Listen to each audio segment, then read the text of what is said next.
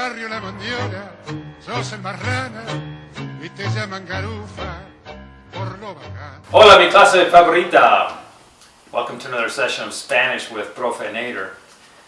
Today what we're going to talk about is por versus para. What the heck?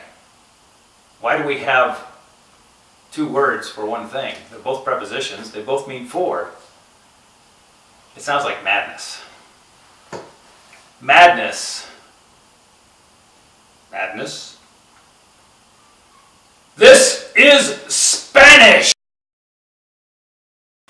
Well, now that Profe has calmed down, perhaps we can get into the lesson of por versus para. When trying to figure out the differences between the two prepositions, sometimes it's frustrating because if you ask a native speaker to tell you which one should I use, they might just say, well, it sounds right for me to use para in this case. It might sound right for me to use por in this case. And that can be very frustrating.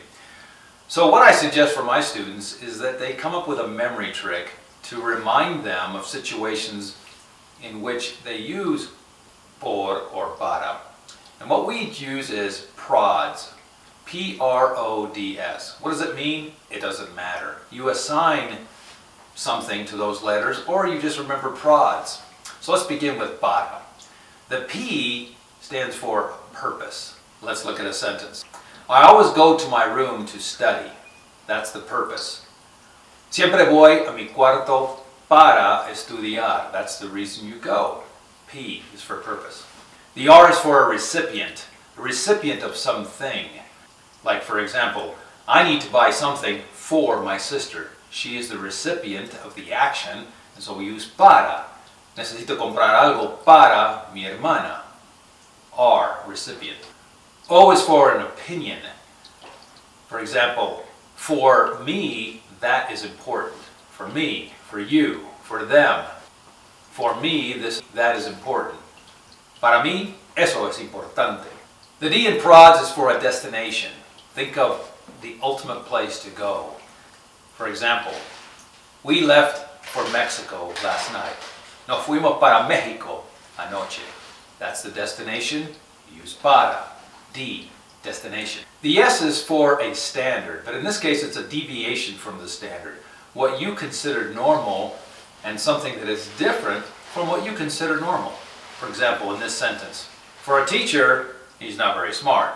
Well, we assume that teachers are smart, and so if we say, para maestro no es muy inteligente, we are considering that as a deviation from the standard. So remember, para, P-R-O-D-S, or prods. Okay, let's now turn our direction to por. The memory phrase we want to remember is DEMS, D-E-M-M-S. Again, what does it stand for? You decide. D stands for a duration of time. We use por. For example, we are in school for 2 weeks. Some of you might think you're in school for a lot longer, like for eternity, but regardless, you're going to use por. Estamos en escuela por 2 semanas. The E stands for exchange. You're exchanging something for something else. I need to change pesos for dollars. Necesito cambiar pesos por dólares. Another one to remember is gracias. We are exchanging an expression of gratitude for something. So we use por. Always we say gracias por. The first N in DEMS is for a motivation. It can be confusing with para in this case because para, remember the first P is for a purpose, but this is a motivation. I do this for you. Lo hago por ti. A motivation also can be why you are doing something. You go to your locker or you go to the store for something. That's the reason you're going. You go for milk. The next M is for movement. Think of por in this case as going through something. One example I give my students is that of a ball. I have a ball and I throw it at the wall or to the wall. The destination is the wall. So actually I use para in that case. But if I want to throw it through the window, since it's motion through something, you actually use por. Por also is used for motion as a means of travel. Think of by plane, by train, por tren, por avión. It can also mean to stop by somewhere, as in I stopped by your house. Pasé por tu casa. It's also used for by, as in the book was written by someone. The last S is for sayings. These are idiomatic expressions that just use por, and a lot of times you just have to become familiar with them. For example, por favor, por aquí, por todas partes. Hope you've enjoyed this lesson on por versus para.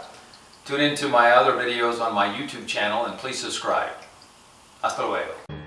Garufa, escucha que sos divertido. Garufa, no sos un caso perdido.